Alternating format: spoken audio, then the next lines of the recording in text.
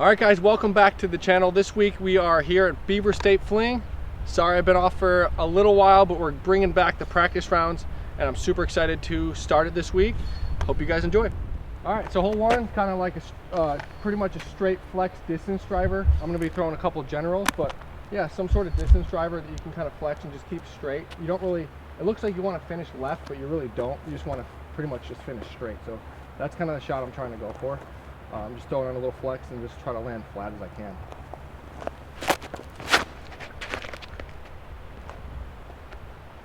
Something like just like that. Just land flat, skip hopefully straight.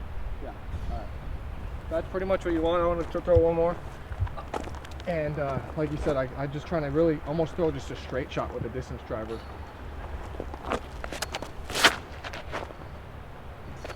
That one turned a little bit too much. So yeah, kind of like right between the first and second one. The first one's a good shot. The second one just kind of was my flippier general and turned a little bit too much. So we've had a lot of stuff happening since we last did a video. So I kind of wanted to fill you guys in on what's been going on. We obviously have had the general. That's been a huge hit. A lot of success with that. I've been throwing it a bunch. A lot of people have been really liking that.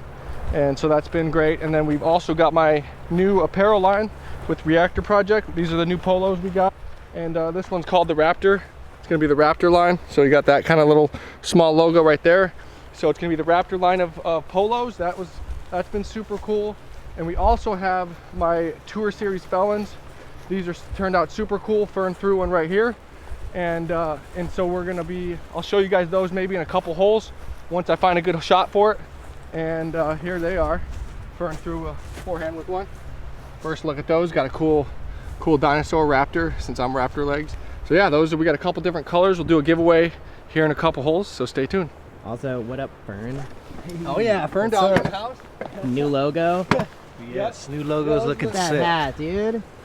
Yeah, those are the two new logos also. The Ricky logo and then the Raptor 2 times. So those are the two new logos we're launching. We're gonna be posting about that pretty soon, so you guys are getting the first look at it. It's funny, I actually used to whenever I used to come to this hole, I used to think like how far it was.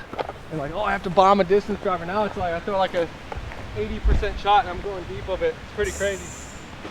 Yeah, this is where the first general landed. This is my little bit more overstable general. That second one I threw was kind of my turnover general, so that's kind of why it turned, and this one kind of hyzered out. So, as you guys know, just take some putts like I like to do. Just kind of move around the basket, different areas, different winds, and that way when I come in the tournament, wherever I throw my drive on the green, I'm prepared for whatever putt I have. So there you go, first hole of the year. Feel like it went pretty good. See you on hole 2. All right, hole 2, we got a par 5, and this hole pretty much is gonna be, you'll see almost 80% rollers on this hole. Just because it's a low ceiling, you wanna try to get a penetrating like straight cut roller that kind of fades back right at the end. And so I'm gonna go with a couple Vandals, one of my new Orbit Ice Vandals that we just released, and then just a regular flippy stock run of Vandal. So we got a little bit of left to right wind, so it's gonna help you curl and go to the right, which is what you're looking for on the drive. So let's see if we can't get one in the landing zone here. So that's gonna go cut straight a little bit, and then hopefully at the end, yeah. So that should be good. You want it to kind of like be the type of roller that cuts, and then flips at the very end, like 3/4 of the way through the flight. Now this one you'll notice is gonna go out, cut, and hold the cut a little bit longer because it's a little bit more stable. And so when you throw that stable roller, it's gonna cut a little bit more before it wants to flip. So we're gonna see where these both land and kind of make that decision for when we play the tournament. So that one's gonna cut, hold cut, and hopefully it cuts before it looks like it's gonna go right in that bush. So that's the problem with the little bit more stable roller, is a lot of times they'll cut right into that bush, which is in the middle of the fairway. You wanna kind of curl to the right before it to get in the sweet spot. All right, that takes us to the second shot. This shot and the second shot were essentially the same shot, same release out of the hand, just different stabilities with the roller. And this one landed in the sweet spot. So we're gonna throw a forehand. You see that guardian tree, you kind of just want to flex a forehand anywhere around that, and you're gonna be in the sweet spot on the second shot to try to get a 4. Probably try to hit this inside gap now that I know it's OB. Last couple years it hasn't been out of bounds, so yeah, definitely gonna throw a little bit more inside so that way I'm not going over out of bounds at all. too tight. Oh, got lucky. So I'm gonna try one more. Try up that middle gap again. So yeah, I'm gonna throw another forehand just straight through this gap. Try to throw it kind of fire at that tree and try to fade off of it. A little bit too tight. It's gonna be right at it. So as you can see, it's up. The second shot's real tricky because it's easy to saw it off early or hit that and kind of be in no man's land. So we'll throw a shot from the second one. So I threw my second shot, a little pinched off on the right, which is kind of normal with the OB left. You kind of want to favor over here. So I'm gonna practice from a little bit off the fairway, maybe throw like some sort of roller to try to get myself a putt. So I'm gonna throw this blue Vandal roller, see if I can't get myself another putt at it. Just try to throw a little cut through the gap and hopefully curl at the end of the flight.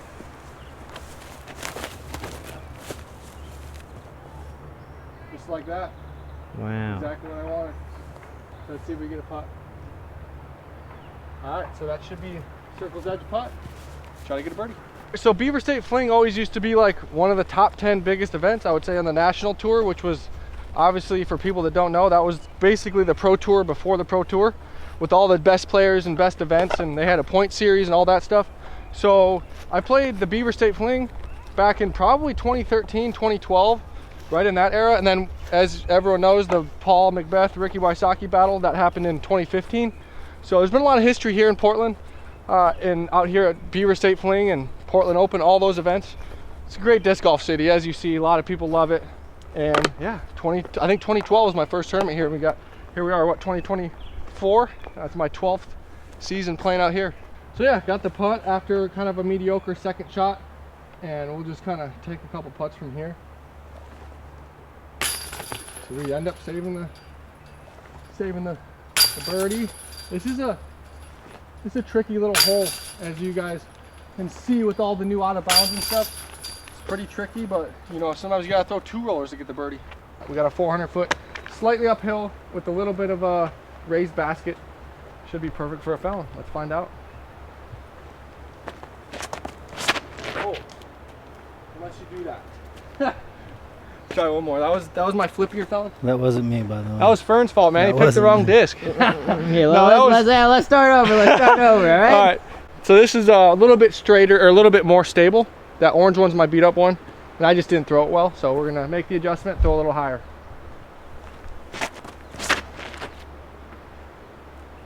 Maybe not. Dang, a little low. This hole, there's a little ceiling, so it makes you throw that a little bit lower than you want. Let's try one more. Fern's gonna give me the most stable felon we got, so we're really gonna have to torque it over a little bit. There we go. That's a little better. It's gonna hyzer out, but at least it got through the gap. Got about a 40-footer with that one, so we'll play from there. I think that's somewhere once I dial this hole in. As you can see, it took me a couple shots. I'll be able to get it inside the circle putt a good percentage of the time. All right, takes us to the putt. We're a little bit closer to the out of bounds, so I hyzered out as you saw. And so it's good that I did that now in the practice round, so I kind of learned the terrain, learned where the out of bounds is. So now let's take some uphill circle two putts.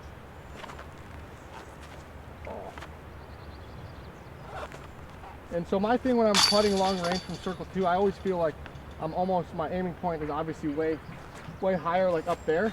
That was a little high, because that's the biggest mistake amateurs make, is their starting point on an uphill putt is at the chains, and then by the time it gets to the basket, it's just gonna hit low. So starting the point up nice and high, try to keep it up. That one wasn't up high enough. So all that problem with that one is I just didn't start it high enough. I need to start it like up here, and I started at middle chains instead of starting it at the yellow band. And so there's a little adjustments I make when I'm practicing my long putts.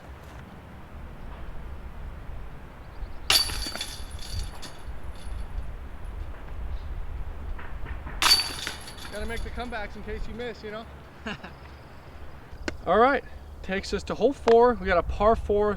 This hole's kind of like a tweener hole, par 3.5 almost. A lot of people are just gonna get, you know, a lot of top players are probably gonna throw a hyzer flip to flex and try to get like a 80, 100-footer look at it, easy 3, potential 2 look at it. And I'm gonna go with my good old faithful orange generals, kind of just throwing a hyzer flip along the left side, and then relying on the flippiness of my disc to take it down to the middle. And so let's see if we can't throw a couple shots to build some confidence on this hole.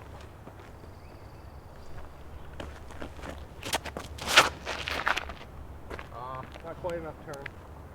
So Threw it along that left side, just, it looks like I'm safe, but I just didn't quite turn it enough out of my hand. So this time I'm just gonna focus on keeping that angle and try to drag it back left. There we go. That's a little better, maybe a little bit too much turn, but should be anything in the short grass is gonna have an angle. That's gonna be a weird, like chopped off forehand around the corner, but I'm gonna try one more. Maybe try a roller, see how that goes. The problem with the roller is it's hard to get down, go wide, and then try to drag it in because there's no ceiling right here to get the roller down. So I'm gonna go wide and try to get it down that way. Wow. So that's just gonna cut too early, looks like. So I'm gonna try the other vandal. So I'm gonna throw my other vandal that has a little more stability so that way it flies a little bit before it hits down. That one wants to turn real quick, so let's try this one. That looks way better. It's gonna cut a little bit first, hopefully. Yeah, a little bit. So that's gonna be short, probably in the bushes, but it's gonna be just on the edge. So yeah, we got some decisions to make, either a roller or air shot. All right, takes us to the drive where it leaked out a little bit left. You can see once again closer to the OB line, but it opens up this gap and makes it going around the corner a little bit easier. I'm just gonna go with one of my base plastic slammers, just kind of a touch feel shot, knowing that, hey, I want to throw it up into the air and kind of just fade back. I know where the basket's kind of over in that direction, so just picking a spot in the air to try and hit. Something like that should be good. Should be 20, 15, 20. I haven't seen this hole in a little while, so just kind of juiced it a little bit, but something I can definitely make note of and change the distance control on.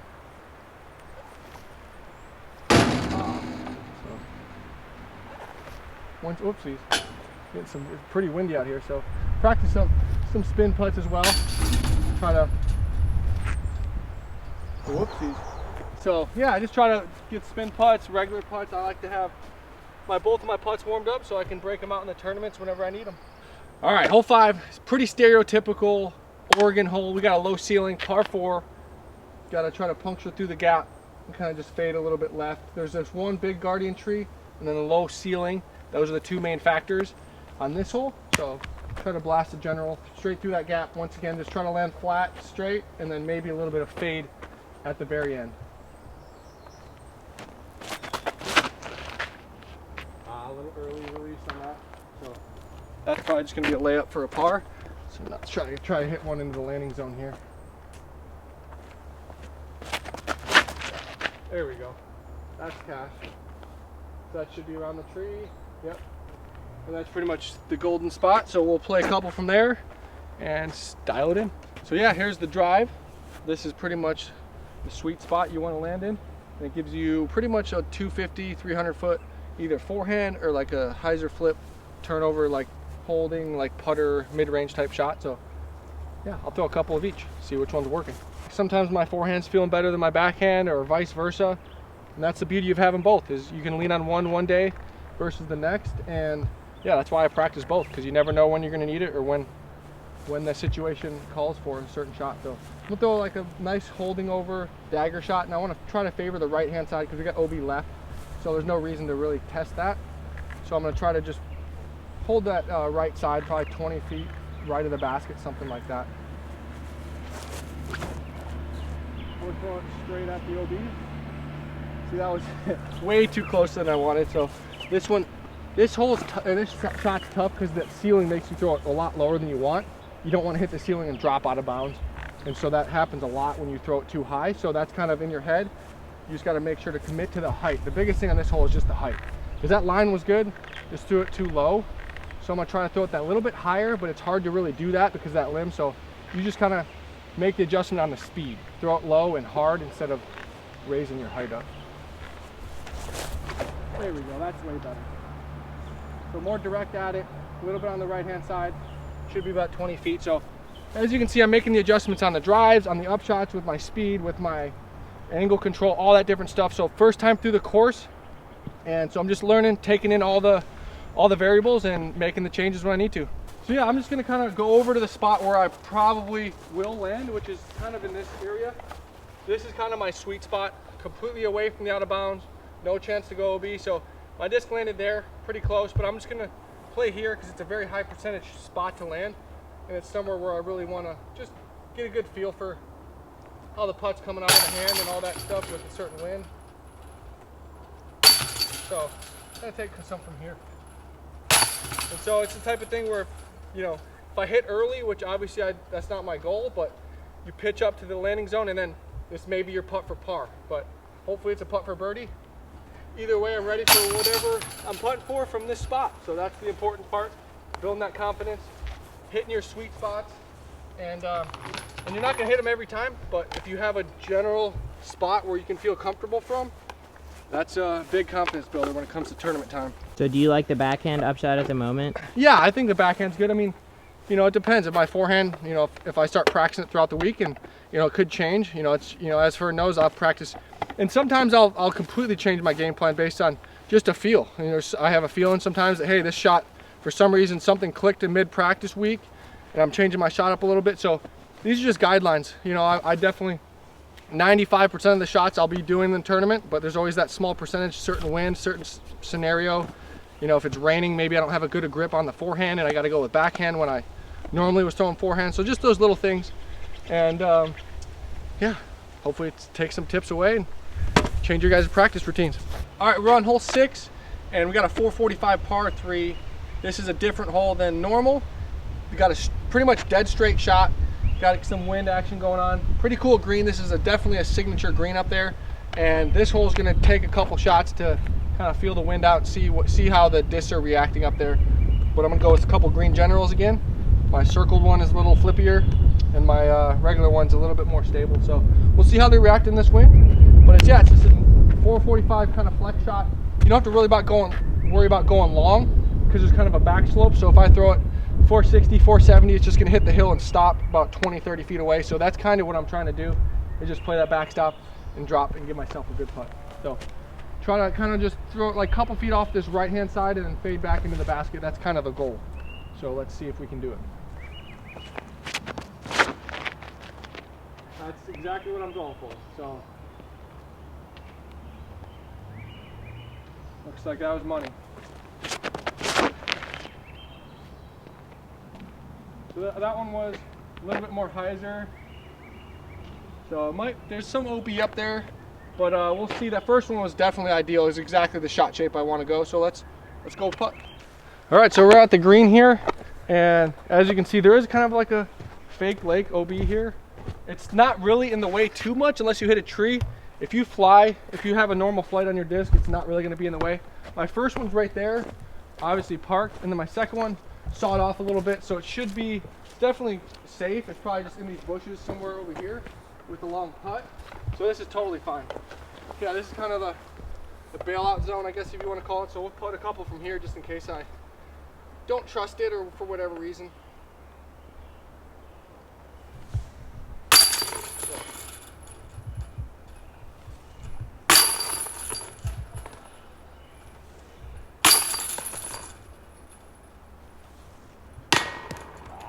Good hole, good par 3. You got to throw a good committed shot with some out of bounds, and then if you throw it left, you're gonna have a death putt towards the OB. But that's hole 6. All right, here hole 7. You got a tricky. It's downhill and a low ceiling, so you really have to feel like you're throwing down because of the low ceiling overhanging. And this is probably one of the harder par 3s to get inside the circle look. And really just trying to flex one almost straight and with a baby finish. Those limbs really come into play, so you're really just trying to. Circle 2 is good on this hole, I would say. So anything inside circle 2 I would consider a good shot.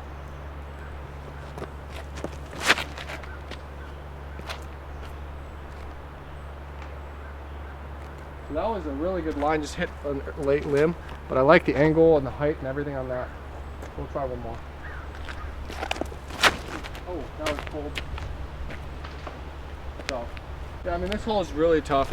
Most people you just see getting a par, to be honest. I'll throw a general, but probably not the right shot. This one, yeah, like I said, this one, if you get inside circle 2, is a great shot. So I'm gonna try to throw one more good shot here. A little too high. Yeah, that just hit the limbs. It looked good, just a little high. So All right, so we threw one that kind of got a little bit lucky, landed inside the circle. Like I said, that's a great shot on this hole. I'll take that any day. And just kind of putt a couple.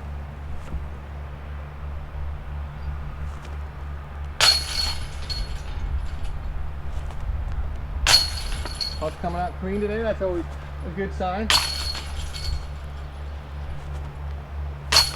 So now we know how to make a birdie on hole 6. Or what is it, hole 7, I should say, with a general and a dagger. That's all you need. Hole 8, we got the Philo Batros hole where he threw in for 2. Pretty sick hole. Definitely a lot of history on this one. And just kind of, we got a little bit of a crosswind on this one. So you really want to cut it a little bit tight to these bushes on the right hand and left hand side. Kind of throw like a pushing hyzer that finishes left at the end of its flight. So just really try to fight this wind and try to fight back left, which is going to be tough because you're fighting against the wind. So you just have to put a lot more angle than normal on it. So throw a general, good amount of hyzer, let the wind push it. That's a little bit way too straight, I would say. Might come back at the end, but Wow. yeah, that's a little bit too straight. I want to be a little bit tighter. I mean, that's a good shot. Gotta throw a little more hyzer on this puppy. It's hard because you got to really cut it tight, but if you hit that, you're dropping in a terrible spot. So it's real easy to go a little bit too wide. That's kind of the miss to make. There we go. So I like that one a little bit better. Sacrifice a little bit of distance, but it's gonna be on that left-hand side with an open shot into the basket. Okay, yeah, so if you guys can see, Fern's going to pick up my first couple that got hung out a little bit too far right. And they're still in the fairway technically, but it's just such a harder shot to reach the basket. So from here, I'm a little bit further left, easier to get around the guardian tree, and then back inside the circle, which is what I'm looking for. So I'd sacrifice 80 feet, 100 feet, however far, much closer that is to the basket, to be in this left side position. So it makes the shot a little bit easier, a little bit more high percentage to throw a good shot. So see if we can't get one on the green here.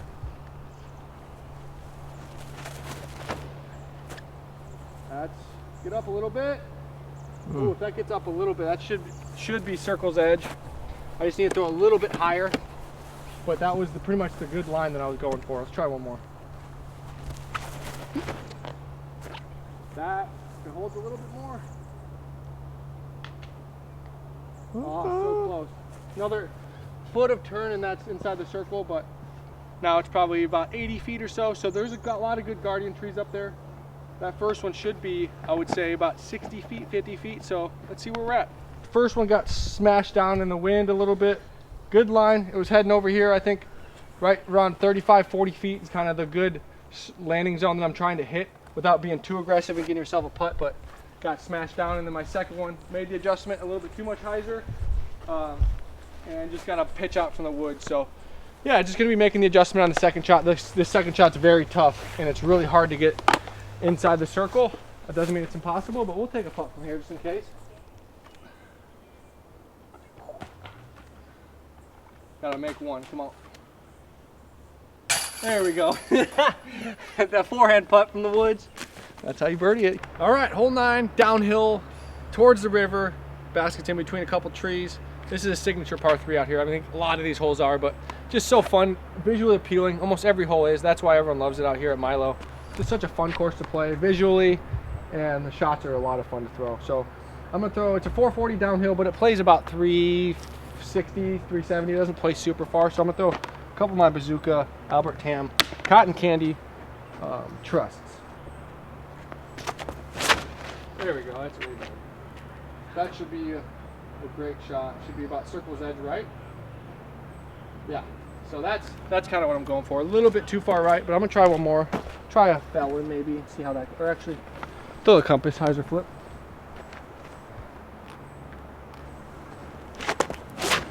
There we go, that's better. That was way better. That one should be good. Probably on the edge of the river. There's some tall grass, so it should be on the edge of the river over there with the putt. The Clackamas. Clackamas, I'm gonna be jumping in there later for the ice bath. We got a raging river, death putt. So you're looking at the chains and you're staring at the river in the background, but all I see is chain. But yeah, we're circle's edge and we're gonna make some putts.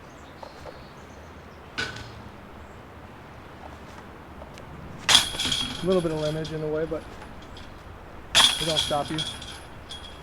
Shouldn't stop you. Thank you guys for watching the front nine out here at Milo MacIver. It's been a great time to be back. Let's head to the back nine.